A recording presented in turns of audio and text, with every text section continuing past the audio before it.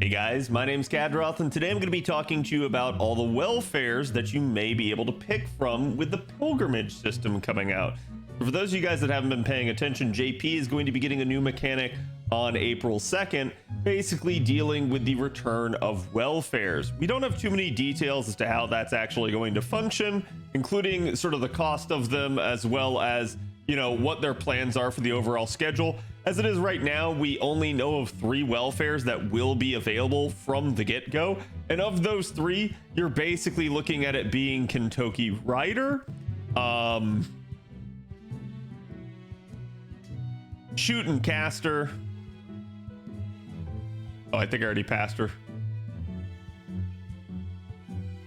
Oh, there she is, right there. And then Samba Cat. So basically those 3 are going to be the ones that are available for you guys out of the get-go. Now, I think it's a much more interesting concept, though, to cover. If you could have anyone, which welfare should you go after? So I'm going to go through them all with you in a brief manner and kind of talk about each and give you my 2 cents on them and why I think they're good, why they may or may not be a target for you early on.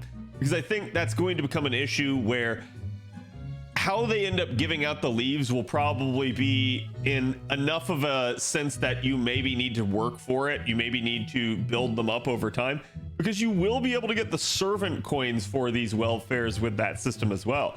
So trying to give you guys some sort of primer as to what to focus on first is probably a good idea. Now, start off with here, we've got Saber Lily. It's a really interesting unit. She's come a long way from where she used to be at the beginning of the game. She is the epitome of everybody's like easily available good AoE saber. I think a lot of people look down on her because she has a low attack stat, and they're kind of stuck in that year 1 mindset of thinking that she's bad. As far as NP damage goes, though, she's actually quite solid. You can guarantee NP 5 of her, but this is probably not going to be a unit that you will want to get from the pilgrimage system, even if you can, for the reasons being that while she was a welfare, she is now available in the friend point summon permanently. So you guys will eventually just naturally get NP5 of her for free. So I would just tell you guys, again, get her when you get her, build her up to NP5, but you certainly should not be focusing any of your pilgrimage leaves on her to begin with. Then from there, you've got Liz Halloween. Again, these units actually do come back with the 3-in-1 Halloween event that will be available later this year on NA. But if you're someone playing on JP and you're already past that event, or maybe you're just watching this video later, you maybe are going to go, hey, you know, should I get her? And my honest opinion on Liz is that damage-wise, that is her biggest issue. That she really doesn't hold up well over time. She drastically needs more damage, and while she can actually be made to 3-turn now with the buff that they did give her at that Halloween event, they ended up still only kind of slightly addressing the issue, and she's largely left behind by a lot of units out there that are readily available as well. So I wouldn't necessarily say make her your first choice. And even then, like I said, you pretty much, if you have the Halloween trilogy coming, will get another crack at getting her for free. Nobu Archer is a unit that I hear a lot of people say that they want, just because Nobu's a beloved character and Nobu has been missing for a long time. Basically, she only ever appeared in the original Guda Guda event, and then it's rerun, and then was never seen again after that. They have never main interluded those events, so she's not permanently available in any way, shape, or form. So you do have that consideration. Now, I see a lot of people actually say that Nobu's a bad unit. I think they get caught up looking at the damage list on her and not realizing that while, yes, if none of her niches apply, she doesn't do the best of damage, that the reality here is you actually can, if you use her correctly in the right set of circumstances, actually make her quite good. She is anti-divine, which is a very nice thing to have, but in general, I think the most applicable part of her is the fact that she has the anti-riding niche, which is a really, really good thing to have as an archer going up against sabers. And you might be scratching your head right now going like, well, wait, why would that matter? Well, fun fact, almost all sabers have riding as part of their kit. It's just something meant to make them stronger. It's a really interesting thing, but that does mean that Nobu is sort of doubly effective against most saber enemies, at least as long as they're a servant. And so that is one of the ways in which Nobu can be strong, but certainly there are other units that are going to outshine her, especially nowadays with some of the units like Gil or Ishtar that have just received a lot of attention as an AoE. So I think the biggest thing holding Nobu back is 1, no NP interlude, and 2, no charge. She's still a really fun unit though. She has really nice crit damage, but it's up to you to determine if you would want to focus on this if they do give you the opportunity. Then we get to Santa Altar. Santa Altar was again another unit just like Nobu, where she showed up really early in the game at our very first Christmas event, then again on its rerun, and then wasn't available again after that. The big issue that you're going to have with this one is she doesn't have charge just like Nobu did, but unlike Nobu, Santa Altar still hits hard even to this day. You could throw her in there as long as you have the charge support or have some sort of starting charge CE on her and just watch her just go to town on someone. She will absolutely be worth it just for the NP damage alone. But again, it's up to you to determine whether or not that'd be something you'd want to focus on, especially as there will be other Rider options on this list, even Rider AoE, and I'll talk about them when we get to them. But still, again, if this is one of the few welfares you're missing because she's super old, definitely can be a unit that you try to go after. Next up on the list here is Shiki Assassin. Now, prior to this point, I've talked to you guys about several of the welfares, and I've told you guys where they may or may not be useful. I'm going to go ahead and right now and just tell you that if Shiki Assassin ever becomes available on the pilgrimage list, you should probably get her. The reason here is because she is the only one of several assassin welfares that is single target. And not only is she single a target, she's arts, she has death proc as part of her kit, and she has charge. So that's really, really nice for her in that regard, and it makes her one of these sort of standout welfares. So she should be one of your first priorities if the opportunity arises for you to be able to get her, because it's just not it's sort of a niche that, again, none of the other welfares are providing, and you will probably have a hard time getting your hands on a decent single target assassin that can punch well above their weight. And she is one of the few welfares that actually has had an NP interlude, so it does help her damage out and sort of adjusts for her staying power down the stretch in the game. So I think Shiki Assassin here is going to be one of the top picks for what I would say you guys would want to be looking out at trying to get early in this system's release. Next up is going to be Iris Veil. I've heard a lot of people say a lot of things about Iris Veil. Again, she was available with the Fate Zero rerun, and that did happen like 2 years after the original run, so there was at least a sizable gap between her two appearances. I think the biggest thing with Iris Veil is she is a support caster that does not have good charge capability. She doesn't have any real easy way to get back to her NP. That's one of her weakest points, is that her card performance is quite lackluster in that sense. So where you're going to really see a lot of use out of her is sticking her in a comp with a lot of other arts units, or again trying to slap stuff like Prisma Cosmos on her to sort of automate that process and help get her to her NP. Because the big reason to use Iris Veil in a lot of scenarios is, 1, her healing, but 2, her guts. She gives party-wide guts of one time to everybody, and that can be really nice in scenarios where you just know you're not going to be able to prevent the damage for some reason, and thus you're going to be able to take that damage on the chin and still be able to pop up after the fact. The concern would be that you will be susceptible to being hit maybe after that if not everybody got downed, or again, certainly another issue there of, hey, you're low on health, so maybe the next turn they just end up killing you. So that's something you got to be really careful about, but I do think that is one of her strongest suits. The problem with this wasn't the fact that they ended up coming out with Asclepius, because that's the one I hear a lot of people say, is that Asclepius killed her off. I don't really agree with that. I think even with Asclepius, I did actually still manage to use her a couple of times on both my NA and my JP accounts for various challenges. Especially when death was a concern at certain moments, but like death procs. But I think the reason Asclepius doesn't really kill her as well, Asclepius is a fantastic unit. Asclepius doesn't guts himself, and while there are things you can do to sort of help that, the problem occurs when you actually have a knockdown drag out fight that's going to take a long time. Then Asclepius probably still goes down, whereas Iris Veil will guts herself as well as the other units.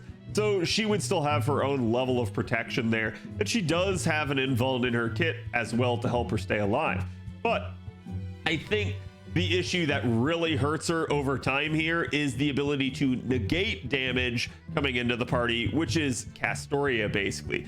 You guys have heard me talk about this a lot with Castoria, with invincible comps and stuff like that, and I'll probably end up making a video on that in the future here shortly. But this is a little bit of a concern where if you have the ability to not take damage at all versus take damage, get the guts proc, but then be low on health and kind of be still in the danger zone after that, it's always going to be better to just simply not take the damage. So that's probably, to me, the final nail in the coffin is actually really Castoria, more so than, say, Asclepius for Iris Veil. And so while I will say she is a nice unit, she can actually be really good for you as sort of a budget stall survival unit. Definitely not necessarily needs to be the highest pick for you, but it would depend on what your account has, and she could still find some use for you, especially if you don't have another good healer or someone like Castoria to protect you. So the next up on the list here, we've got Kintoki, and like I already mentioned, this is one of the 3 revealed that we know we're getting right off the bat. We don't know again when we'll be getting other units after that first 3. So it is why I would caution you guys about getting your hopes up too soon. But Kintoki has been a long demanded unit. He is one of the units that I think a lot of people would really like to see. And he does, interestingly enough, have a competitor on this list. And I'm going to talk about her in a little bit when we get to her. But I will say that Kintoki brings a lot of good stuff to the table. One, he has stellar card performance. He is easily able to generate stars and get back to his NP via crits right after NPing, even as a quick unit. So because he is a quick single target writer, a lot of people, I think their initial reaction would be like, oh, that's all right, but that's not that strong. He's got 50% charge in his kit to help him out to begin with, but he also has that good card performance to be able to NP into a Brave Chain and get back to another NP over and over again. So having that really helps him out. He does have a nice steroid in his kit as well. I think the biggest issue that you run into with Kintoki Rider is simply survivability. All he really has is a heal in his kit, so he doesn't have any sort of like hard defense like a dodge or an invuln or a guts or something like that to try and keep him alive. So that will be the one issue you'll have whenever using him, is it will be very much about either protecting him or sort of kill or be killed, where you're just going to be in a damage race against the enemy to try and get it done. But if there's anyone that can win a damage race, it's a guy on a motorcycle. And I'm going to tell you right now, Kintoki Rider is one of the best picks that you guys can pick here. He is absolutely a great welfare for damage and looping, regardless of his survival concerns.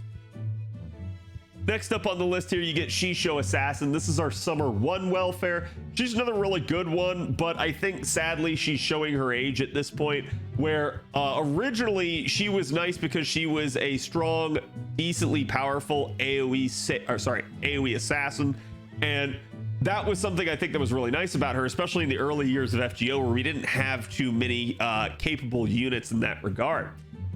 Sadly, though, now we've seen a lot of upgrades to certain units, and especially in the assassin class, and so she's just kind of gotten outpaced, and even by the other welfares. Shisho Assassin at this point is one of 4 different AoE assassin welfares. So she's got stiff competition on this list, and I'm going to say that for the majority of people, the only way you're going to pick Shisho Assassin is if your account is either very quick oriented and you kind of need it invuln pierce. Because while she can death proc, and her death proc actually occurs after the damage goes out, which is good for refund purposes, the problem is you can 3-turn with her, but it is very restrictive on charge. She needs to be in the absolute best of scenarios for her, where she's going up against riders. It's a 3-3x type of node, and she has the capability of getting overkill if you really want her to be able to loop. Again, I'm not going to say she's bad. It's just one of those deals where she is one of our more dated welfares, and she certainly could use an upgrade or some kind of attention. And since they're doing the pilgrimage system here, it's not likely then that they're necessarily going to do, maybe one of those 3-in-1 sort of events were for maybe like summer or something like that. As much as we would all like to see that, and that would be great, I think now instead we've got to pin our hopes on them maybe on the release of some of these batches of welfares, potentially giving them upgrades. We don't know if they'll do that yet or not, so we'll just have to see. Who knows, maybe on the second when this new system comes out, we actually might see an upgrade to someone like, say, Shuten Caster, or even heck, kintoki, who knows. But I have no idea whether or not the devs will actually kind of use that to their advantage. But still, I think she could be a solid unit for you. She just probably isn't going to be your first priority on this list. Next up is going to be Kuro, aka Clovan Einsburn. Now, Kuro is a really interesting unit. We have had actually sort of replacement units get released for her, which is that again, gotcha units like Anastasia Archer that are kind of very similar to her, but Kuro's a welfare, and I think the biggest thing that works for her is that she's 50% charging, she is arts, she has projection as part of her kit, and she has hard survival. Those are the things I really want to see on a welfare, so in that regard, Kuro kind of gets top marks. If you need a solid single target archer with charge and survivability, she's your girl, and she will absolutely function really well for you in that regard. And certainly if you can manage to soak stars on her, if you can manage to actually get a brave chain, she can actually loop back to full with some nice crits. But it will be a concern overall with her just normal natural refund on the back of her MP. She's not quite meant for it, even though she is an arts unit. But still, you definitely can make Kuro 3-turn, you definitely can make her loop at times. So I think she's a very solid addition, and she will hit hard for you. I highly recommend taking a look at Kuro if you get the opportunity, if they release her. She will be one of my top recommendations on this. Next up, we get Brave Liz. Now, I could just write this off right now and say that you probably shouldn't pick Brave Liz, but the interesting thing about her is that she's a single target saber on this list, and that has to count for something, and overall her NP damage and kit isn't bad. Now, right now I hear the collective reeing of everybody in the audience at me just saying that Brave Liz's kit isn't bad. This comes with a massive asterisk that it's only a 2-skill kit. What do I mean by that? I mean, totally disregard her 3rd skill in the meme that it is and just don't use it. Even with the buff that she got, it's still bad. They still really don't understand the problem with that skill, and the fact that it being RNG is a problem enough as is, but then the fact that it drains your charge 100% or 50% after the upgrade is still really bad and nothing you actually want to use. So the result of that is she can still hit decently hard for you and she can still be powerful. Just don't touch the 3rd skill.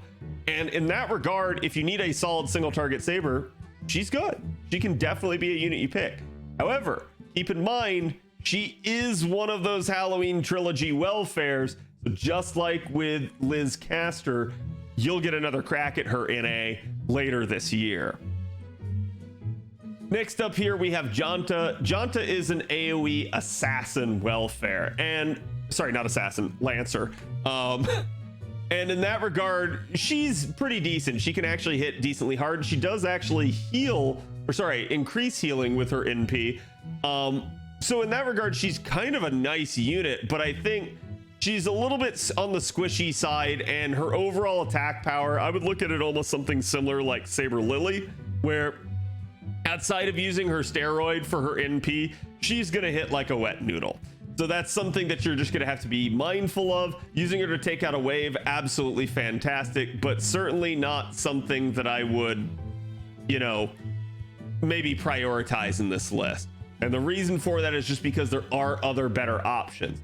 Keep in mind too, if you're a newer player coming into the game and you just are maybe getting just enough, you can certainly pick your favorite unit here, but with regards to someone like Janta, there are other good low star permanently available units that could potentially fill that niche, including units like, say, Romulus. And that's true of almost all of these units, particularly with like single target archers. There are plenty of good low star single target archers that are solid. So it's one of those deals where, yes, you should consider that and consider how much you need that. But ultimately, at the end of the day, you will potentially get all of these units. So it's more just about prioritizing the ones you need first. So again, she's not a bad unit. She can hit decently hard with her steroid, but probably another unit that I would say not necessarily my priority. Next up, we have Cha-Cha. Oh, Cha-Cha. So there's one big glaring issue with Cha-Cha, and that issue is damage.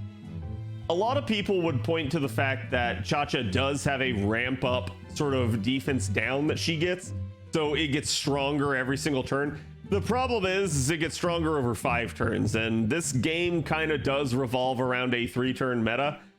And so then you start thinking about, well, okay, but let's imagine that we're in, you know, maybe a challenge scenario, right? The problem with that is Cha-Cha doesn't have survivability at all. And so you got to think, well, okay, then what's the trade-off? Then surely her damage is good, right?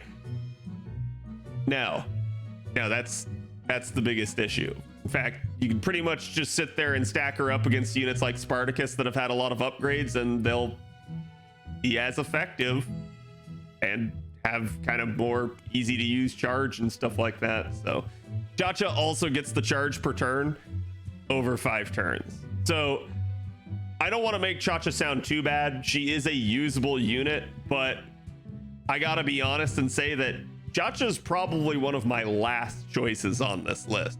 She's really cute. She has funny animations and falls down and you laugh at her. But ultimately, at the end of the day, no, I would not recommend taking her first at all in this list, just because she is in dire need of an upgrade. Again, who knows? Maybe they actually give her an upgrade, and maybe I'll have to revise this video when they do. But for now, I'm gonna say don't prioritize her. Next up, we have BB. Now, BB's in an interesting spot, especially as of me making this video. Right now, she's your only Moon Cancer on this list. So if you need a Moon Cancer, which is an extra class, she's a good one to take. And doubly so because she's the only single target Moon Cancer in the game.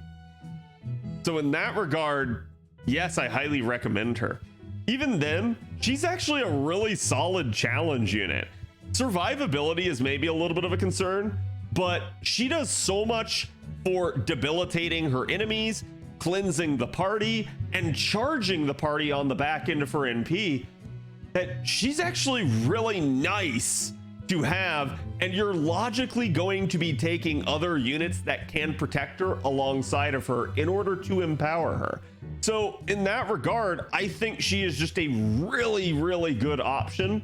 The reason why I say this is a weird but interesting choice is because she is one of our permanently available welfares now, because she's one of only 2 welfares to actually get a main interlude. So because of this, you can already get her right now, even before the system is out. What I think will be interesting to see is, because of the fact that getting additional copies for any welfare that's been main interluded costs you 2 rare prisms per copy, it is possible that we could have that cost go away over time. Right now, if you were to go out and try to buy all 5 copies of BB, you would do the main interlude, you would get your 1 copy from that, and then you would have the ability to purchase 4 more copies at 2 rare prisms each, costing you 8 rare prisms total.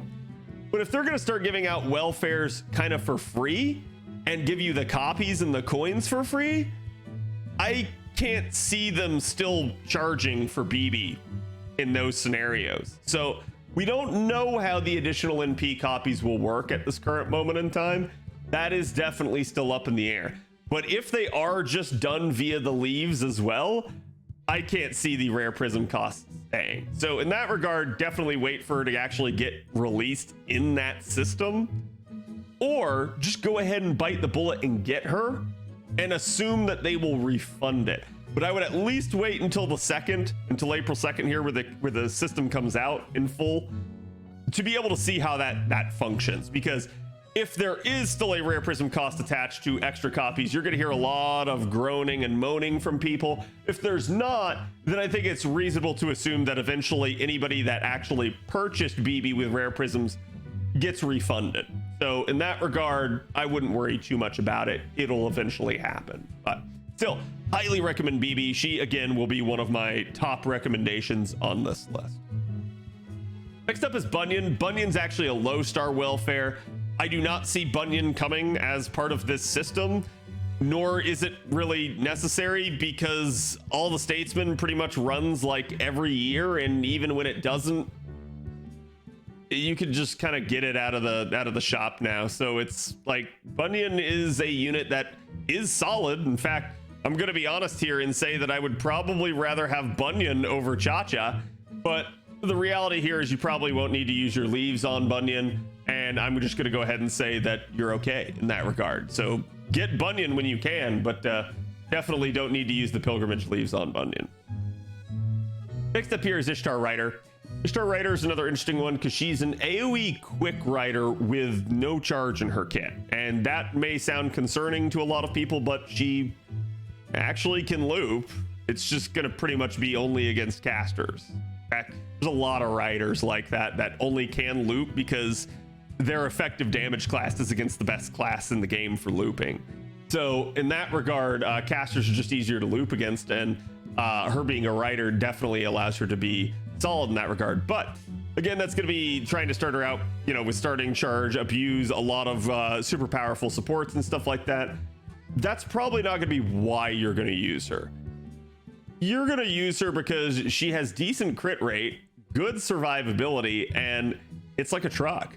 When we were talking about Santa Ultra there, I believe Ishtar Rider hits a little bit less than her in damage, but kind of has a more renovated kit where just because she's released like a year later into the game, you can tell they had already figured some things out, and so her kit is just a lot better for that.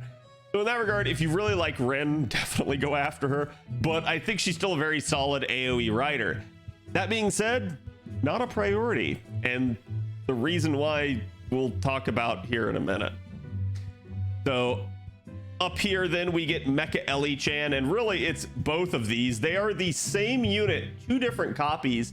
So in that regard, they break the usual standard servant conventions about having multiple copies of a unit and being able to use both. You actually can use both of these units at the same time, but you also can acquire both of these units in the Halloween trilogy at the same time. So you're not super concerned about this one, I'm going to say. That being said, they are a single target alter ego, and that does make them good. There is quite a good use as a boss killer in certain scenarios for having an alter ego, especially in sort of like mixed nodes where you may need some carding damage over time, or you may just need someone to hit hard on the drop of a hat, basically.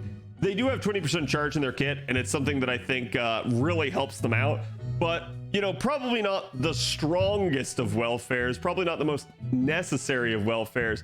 Again, if you're on NA, get them from the trilogy. If you're on JP or you're watching this video in the future past that point, it's a much more interesting thought process here is like, should you get them and how quickly should you get them? I think because they're alter ego, they're sort of less effective against our cavalry classes. They're only 1.5 times effective, but that's still effective against 3 different unit types at that amount. So, and that's not even their main niche. Their main niche as a alter ego is actually foreigner.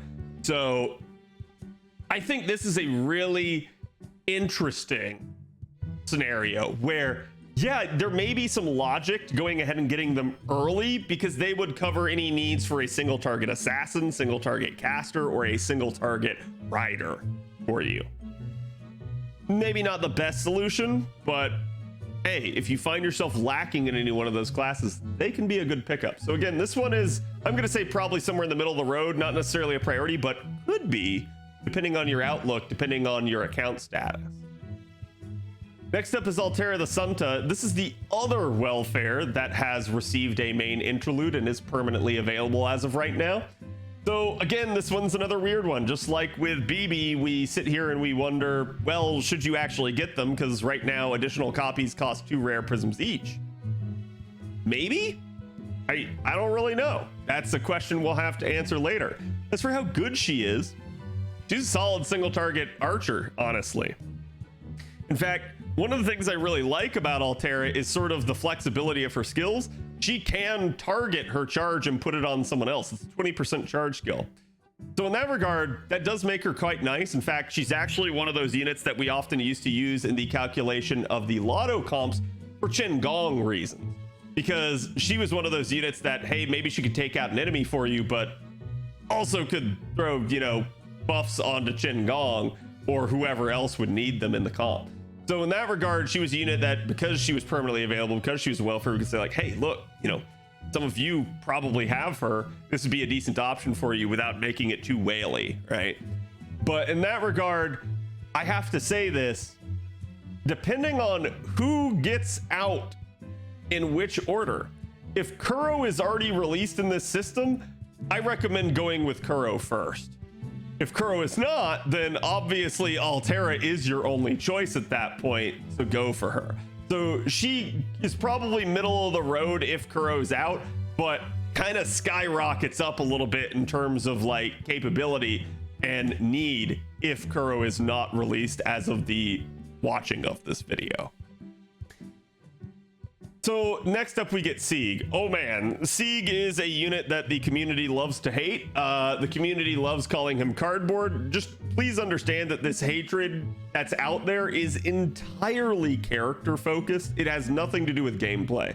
Gameplay wise, Sieg's actually really good. Sieg is a phenomenal 3-turner. He's an arts AoE caster. He's got charge in his kit. I think probably one of my only concerns with him is that while he does have 3 turns of NP gain as part of it, he only has 1 turn of arts up. I kind of hate that they did that to him, but it does mean that sometimes you'll, interestingly enough, find yourself popping the arts up on like turn 2 to help his NP gain rather than on turn 3 where you actually need the damage. But it's still a really, really good thing to consider. And I am going to say that Sieg is probably someone at the top of my list here a little bit in terms of like units you should probably get early. He's just really easy to use. His refund is stellar. And given the fact that even if you don't have someone like Castoria, people were looping with Sieg well before she came out. So certainly you guys can try to use low star supports like say Paracelsus, maybe even Asclepius if you manage to have him, or certainly even further down the line Shu Fu, because they will all help a unit like Sieg kind of get up and online and going. So I have to say that Sieg is probably one of your better picks here. I don't know if he's going to make it into the top, but I will say that he is a unit that you should definitely be aware of. If you don't have a solid AoE caster, certainly one that can 3-turn and loop, he's definitely going to be high on your list. Next up here is Sakamoto Ryomo. This is an interesting one for me because I don't think Sakamoto Ryoma's bad. In fact, I think he has a decently solid kit. The issue with him is, one, he doesn't really have survival. He's a single target arts rider. The other issue is damage wise, he gets beat by a lot of other units, including low stars, units that are beneath him, even though he is a welfare that you get all 5 copies of.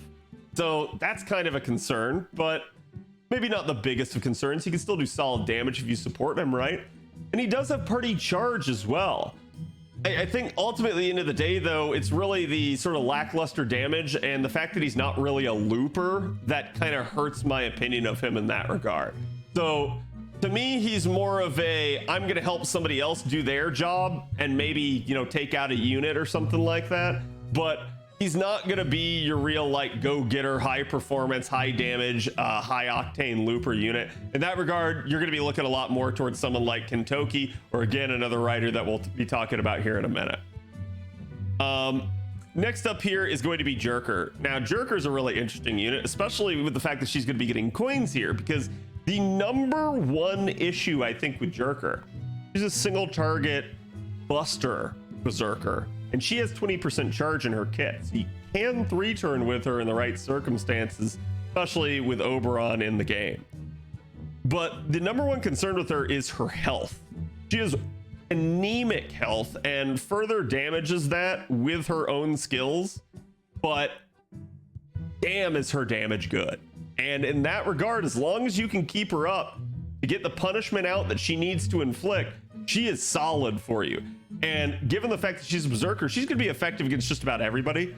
Even though it may be only 1.5 times, that's still really solid to me. The fact that Jerker is going to be a very good option for a lot of single target people. If you do not have her, I highly recommend getting her. Now, why did I mention coins? Well, because one of the easiest ways to deal with Jerker's HP issue is for the people that really like her, they grail her, they gold foe her, they do all sorts of stuff. Well, without coins, you basically weren't able to go past 100 with her. With coins, you will. So I think there's going to be a lot of people really chomping at the bit to see Jerker actually get released as part of this system. And when they do, she is going to be one of your best single target options on this list to be able to pick. Not because she's squishy or anything like that, but just because the sheer amount of damage that she will have in her kit and charge as a berserker is going to be solid. So again, this is someone that I'm going to say pay really close attention to. If she is out, if she is released, she is one of your high value, high priority targets. Next up here is Shooting Caster. This is one of the ones that we know is confirmed coming out with the first batch. Shooting Caster is a great unit. I actually do kind of hope they give her a buff though. Damage wise, she's not bad, but I think the fact that she doesn't have charge and the fact that she's single target caster who's buster, you're not looping with her. So she either needs to do way more damage in order to justify that scenario, or she needs to basically get a charge skill. So I'm hoping they buff her. That being said, she's not bad. She is certainly a unit that can be effective for you. In fact, honestly, if you just need a decently hard-hitting single target caster, she's your girl. She's gonna be effective for you in that regard. She's gonna beat other permanently available units like Medea that just frankly do not hit hard at all. So in that regard, I think the only concern would be getting Shooten back to another NP. And you could get it if you can manage to line up her arts cards, especially with crits. But otherwise, yeah, it's going to be kind of brute forcing it with charge support. So she can be a solid option for you, but probably not one of my first picks. We'll see. I'll examine this in a minute, though. Okay, so the next up here is Quetz, and this is our third unit, 3 out of 3 now, that is revealed to be coming with the first round of the pilgrimage system. So again, Samba Quetz is another interesting one. I've had a lot of people ask me about her. I think she's a solid AoE buster ruler. I think the concerns are she doesn't really have a hard survival skill, so kind of going the distance with her may be a problem. But she is a ruler, so she can probably take some decent punishment as long as you're not throwing her up against, say, like a berserker or obviously an avenger. But still, I think she can at least, you know, take it on the nose a little bit and kind of just dish it out right back. She is really good for critting and critting really hard. Her card performance is nice due to the synergy in her kit. I think the biggest concern is just simply going to be getting her to an NP or keeping her alive down the stretch. But certainly I think she's a really fun unit and people will love her when they do get their hands on her. So I'm gonna say out of the 3 you can get day 1, assuming you have none of them, I'd probably go with Kintoki Rider.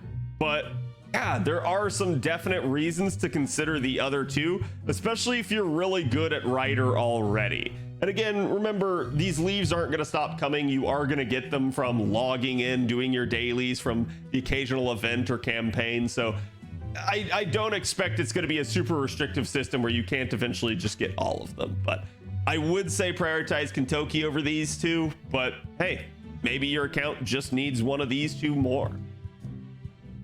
Next up here is Gray. Gray is a really interesting case because she's kind of one of our gold standards right now for assassins, especially amongst welfares.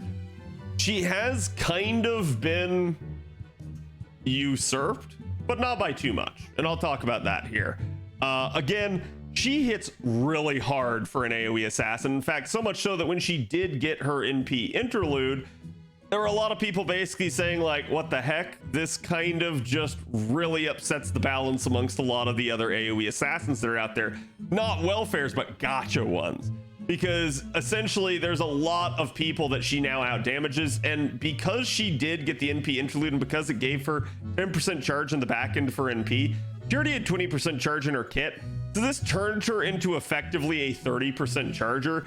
allowing her to use double Koyanskaya with Oberon and allowing her to hit really hard within a 3-turn scenario because of that. The only difference is she has to start at a 60% value to do that instead of a 50% CE like a lot of other units can that are 30%. And that's just because of the weird broken up nature of this charge. But still, yeah, it's really nice to see how far Gray has come, and she hits really hard. Certainly, if you get the opportunity to get your hands on her, she is another solid choice here. Next up here is Nagao Kagatora. She is a single target Lancer. I think the concern with Nagao Kagatora is not damage. It's not really her capability in her kit. It's more like the durations on her skills tend to be 1 turn rather than 3. Her charisma is 3 turns, which is nice, but the art's up, the NP gain up, kind of 1 turn, and especially the NP gain is tied to her survival. So it's a really like damned if you do, damned if you don't type of scenario with that skill, where you may be needing to pop it in order to help your looping capability, but you may be foregoing then the ability to survive, or vice versa. You may forego the ability to loop in order to survive and live to fight another day. So that's the concern with Nagao Kagatora, but otherwise her performance is stellar, I would say, and she is a very solid single target option for your Lancers if you so need her. So again, she could be someone that could be high on your list, but it will depend on your account. Next up here we have Hokusai Saber, and to me Hokusai Saber is actually one of the best welfares ever released. A lot of this is because while she does have hard survivability with her guts, she has a really synergistic, almost Lancelot type kit where she's fairly good at critting and still has a high hit count NP as a single target Art Saber. So you're going to be able to NP with her over and over and over and over again and still hit hard. And that's one of the reasons I really like her and really think that she's probably going to be one of your best options. In that regard, if she's out and you're comparing her against Brave Liz, you should absolutely be picking her over Brave Liz. But again, who knows the order they will release in. And like I said, Brave Liz could be a unit that you might get from the Halloween trilogy. I don't think you're going to see that same treatment with Hokusai. Instead, you're only going to get her when she finally does come into the pilgrimage system. So to me, she needs to be one of your priorities in that regard, and probably one of the first ones I'd look at, assuming she's available. Nightingale Santa is another interesting one. She does a lot for the party. She has buff removal resistance, which I think is a really, really niche but strong capability. It basically stops your party from getting buff stripped by an enemy, which is really nice, especially if you level that skill. I do think you're gonna have a hard time trying to loop with her, trying to 3-turn with her. It's basically a double Oberon setup, if I remember correctly, because her refund is not good. She is AoE quick. Her damage is not bad, but her refund isn't good. So being able to try and 3-turn with her is not gonna be the best of scenarios. Still, she's really good as this hybrid damage dealer who takes out a wave and buffs the rest of the party. So in that regard, she could be a solid option for you. Next up here is Eris. Now, a lot's been said about Eris. I think the big meme that everyone has is that she has death proc, and so that kind of interferes with her capability to loop sometimes. The reality here is her refund isn't that good to begin with, and so I think she needs every little bit of help that she can get, and that's where the criticisms about the death procking come in. That being said, I think the other issue is that it's predominantly tied to, again, a servant steroid, and so you're looking at this weird sort of scenario where the things in which she would be good at death procking are the things that are really difficult to death proc. So I think the problem that you're going to have with Eris is that basically you're going to be using her as sort of a welfare version that's a Lancer of Gil, where she's going to be your anti-servant AoE expert, definitely good in a like gauntlet type of scenario, but not someone you're going to try to sit there and like use as an AoE looper. I think that's going to be handled by other units whenever possible. So while I think Eris is not maybe as bad as people would have you believe, I don't think she should be a priority for you really, and that's just because there are other more solid options on this list. Consort U Lancer here is another single target Lancer.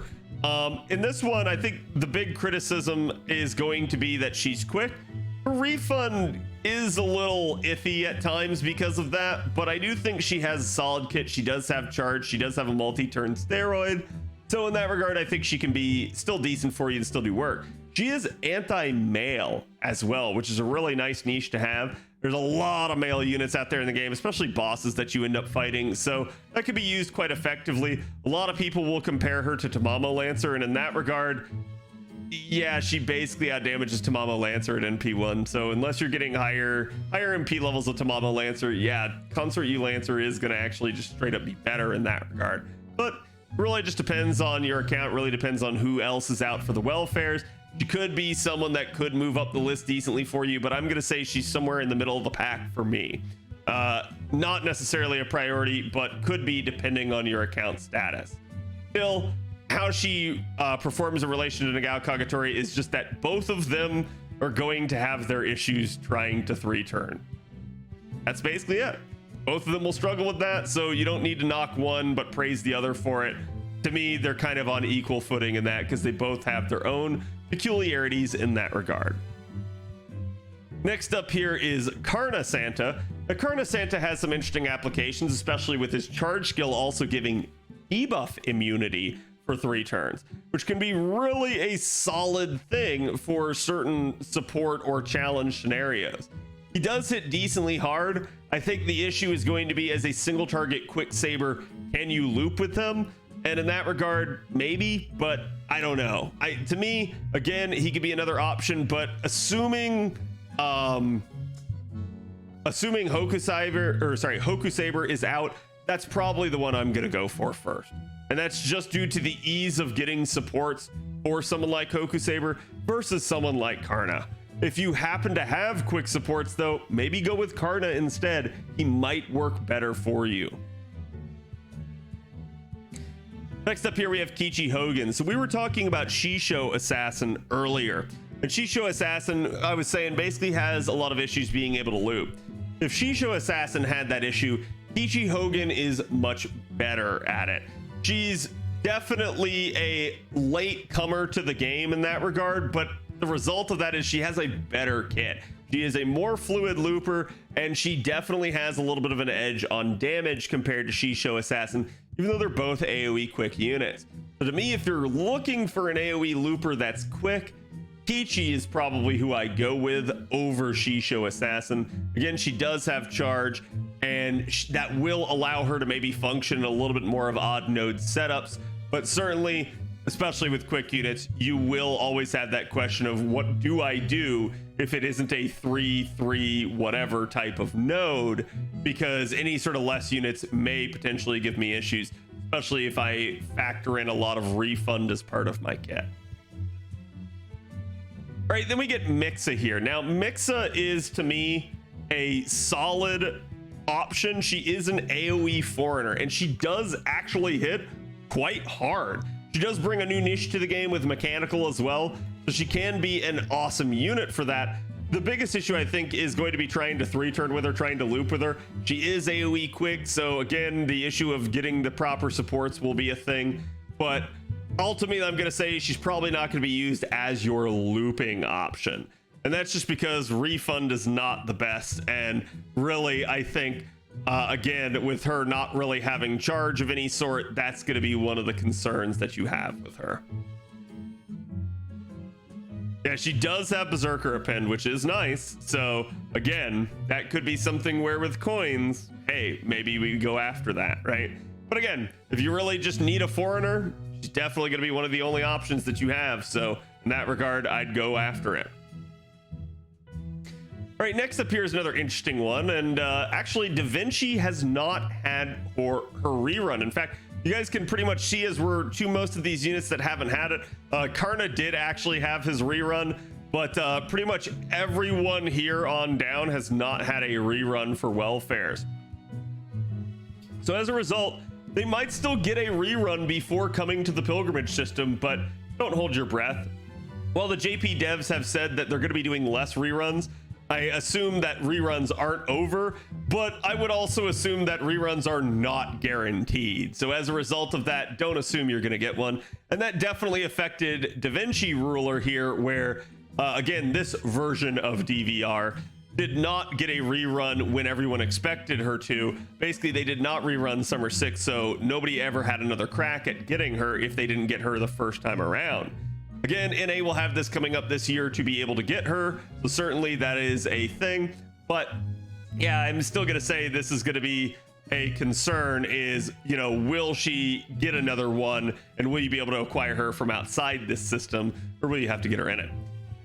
That being said, Da Vinci Ruler is a single target ruler whose welfare.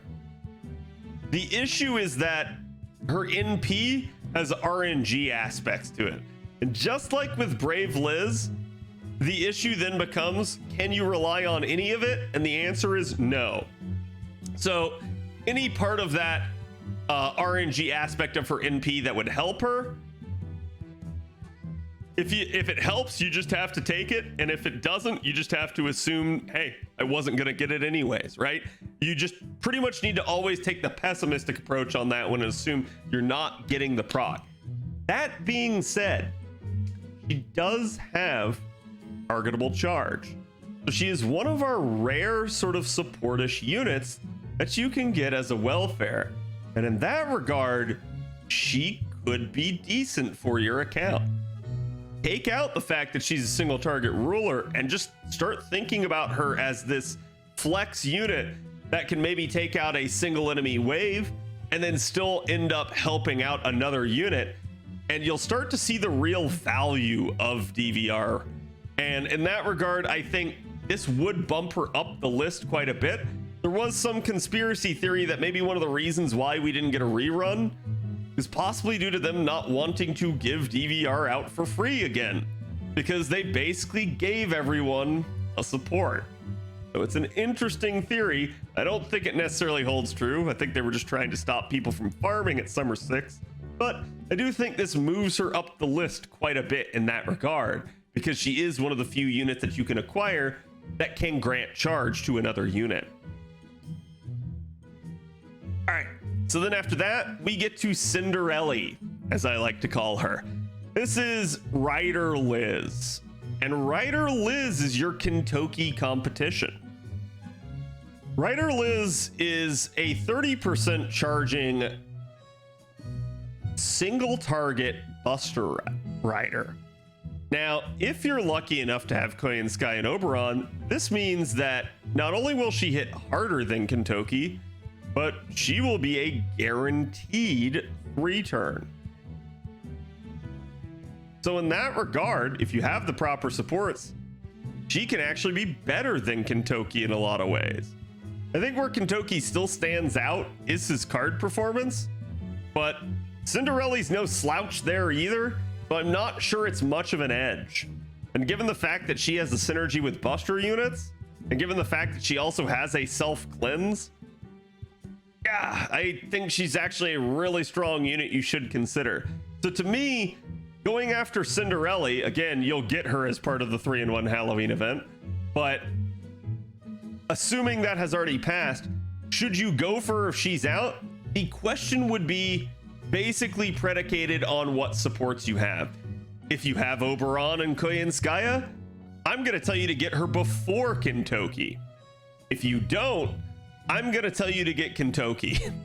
And the reason for that is just because she's a unit that basically is a 10 out of 10 if you manage to have the right supports, but she's a unit that definitely degrades some if you don't.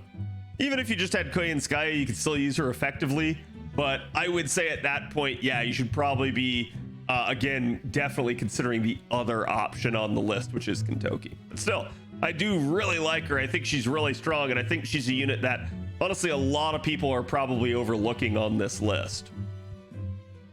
Next up here is Mysterious Ranmaru X. Ranmaru is an AoE Arts Avenger, and I saw a lot of people basically kind of shit talk Ranmaru. And I think the real reason for this is because a lot of people just had, you know, Space Ishtar, Summer Kama, one of those AoE Arts Avengers. Ranmaru is still fantastic. Ranmaru is absolutely capable of 3-turning and looping and hitting decently hard. The issue is just that a lot of people had a really good substitute to that. If you're someone newer to the game and you don't, Ranmaru can be a decent unit for you in that regard. She can be your looper. She could even be potentially your neutral looper type of scenario, but I would be a little bit worried about the damage output in that regard, because again, she's welfare. You get her at MP5, but you're not making that stronger unless you start devoting grails or gold foes to her, which I don't advise doing that for gameplay purposes. I advise grailing and gold foeing the units that you actually love, not just, you know, selling out for the gameplay aspect of it. So again, she could be a really solid unit for you, but really just depends. Next up here is Martha Santa. Martha Santa is a really odd unit to me. I think she's ultimately hamstrung a little bit by the fact that her NP is quick. I think they really just wanted a gimmick for her to say like, hey, look, quick casters are a thing. She comes out pretty closely behind Izumo's release, but I think, honestly, that aside, while I would prefer if her NP was arts instead of quick to help with triple arts chains, she's still a fairly solid support welfare. It's not necessarily that she's really going to help out with like charge or anything like that. The real benefit here is that Martha grants niche damage, and that can really help you.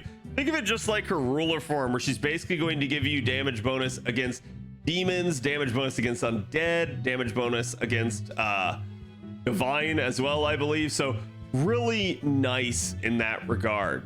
She is a very solid support, and there are times that I have seen her be used in lotto comps and comps for 90++ nodes, because she's one of the only units that can actually boost the damage enough to actually get away with it, short of having someone like Oberon. And that's honestly really solid to me. So to me, probably not a priority for most people here, but definitely a unit I would consider. She's not a bad unit, and I have used her myself on JP from time to time. Next up here is Tai Sui. Tai Sui, I think you guys can basically assume, is very similar to Ranmaru, where I think Tai Sui has a slightly better kit, but they're both AoE extra class arts units. And same thing, Tai Sui can also be your AoE looper and can definitely do a solid thing for you. Given the fact that he is an alter ego though, I think that definitely helps out, because it means he is going to be at least 1.5 times effective rather than true neutral against your cavalry triangle. So again, caster, assassin, and rider here. Tai Sui is basically going to be 1.5 times effective again. So that is going to be nice, especially if you come across like mixed nodes where it's like riders and assassins, or, you know, casters and assassins, or casters and riders. Any one of those, all of a sudden you start going like, oh, hey, wow, yeah, no, that's perfect, because then I don't necessarily have to use a berserker. Maybe I can get away with using this unit here. So in that regard, I do think Tai Sui is a really strong addition. I think Tai Sui's kit is actually fairly good, and Tai Sui may be kind of in that upper group here because of that, especially because really easy for even new players to be able to support someone like Tai Sui. All right, next up here, I'm just going to cover all three at the same time, because it's kind of like the Mecha LE situation where they're all three the same. The Valkyrie Assassins. If somehow they end up as part of this system early on, get them. They are pretty much your best looping assassin. They absolutely knock the pants off of all the quick ones due to the amount of refund that they give, and their damage is still really solid. Their kit is just exactly what you want for a farming unit, and in that regard, I cannot speak higher of them. So to me, it's really interesting that the entire community rejoiced when they came out, because it felt like finally in year 7 of the game, we finally had a proper looping assassin. One of the classes that I think for a long time people just felt like didn't have that. There were units, again, like with Quick that could do it. There were units with Buster that could brute force it, but finally we had an arts looping assassin. So again, highly recommend them. They are going to be pretty much near the top of that list because of that. They're just really solid. And given the other options you may have as a more free-to-play player, yeah, they're really good, especially for a class like assassin. Next up here is EO. And just like we were talking about with Tai Sui and Mysterious Ranmaru, EO is basically your same equivalent as an AoE extra class who's arts and a welfare. She's just a ruler. Now, I'm probably going to tell you to get EO over the other options. And the reason why is a totally anecdotal reason. EO has been useful now in several of the 90++ nodes that are really hard for a lot of people to do as a welfare. So you should probably get her if she becomes available, because it looks like anytime they slap a moon cancer into one of those 90++ nodes, EO's your girl. She just is someone that can hit very hard as a arts looper, and then while her refund may not be the best, it's not bad. So in that regard, she's a solid addition for you. Again, she's just going to be a tanky option, and she is going to be a damage dealer for you. Plus the fact that, to me, she could be easily supported again, makes her pretty high up this list. So I think she is really solid for you. Now, right here for our last welfare, at least as of the making of this video, you have our only pretender on the list. And that pretender is Eliza, another version of Elizabeth. Now, Eliza's not a bad unit, but I think the novelty is simply that Eliza is the only pretender here. If you need a pretender, Eliza is your girl, because there's no other options, and pretty much all of your pretenders are, you're going to have a hard time getting your hands on most of them. Someone like a Feistion is single target and is permanent, but a lot of your other ones are just going to be really difficult. You're going to have to wait for that proper banner in order to see them. So I think if you're someone that has, you know, someone like Oberon as a support, needing someone like Eliza is not nearly as big of a deal, but I don't know. To me, I think she's a solid option, but certainly not anyone that I would consider at the top of this list unless you need a welfare. So, Tlaloc already forgotten? Sure. No. I mean, Tlaloc's not a welfare, but so out of all this list, to me, just real quick in summary, I think your real priority targets here are going to be units like Kintoki, Shiki, Kuro, BB. Again, something like the Mecha Ellies could be a potential thing. It just really depends on your account. Sieg, Jerker, Oku Saber, maybe even Da Vinci because of that support capability. The Valkyries, any one of them, and EO. Those are probably going to be the ones that I would say really focus on these, try to get them, because they're so easy to set up, so easy to use. It doesn't mean anyone that I didn't just show hit case here isn't a good option. Let's take, for instance, say Gray. Gray is still a really solid option for you. And a lot of this is going to come down to the order of release. We know they're going to be doing these in batches. So some units, you know, you may see Gray before you see the Summer Valkyries. You may see the Summer Valkyries before you see Gray. Getting one of those units will definitely lower the need to have one of the other units, but certainly doesn't mean that you can't eventually work towards all of them. So again, let me know what you guys think down below. Is there anyone I didn't emphasize enough, or anyone that you think may be a priority for you in particular? Who's the welfare you want to see next the most out of this pilgrimage system? Be happy to read your comments, and I will see you guys for the next one.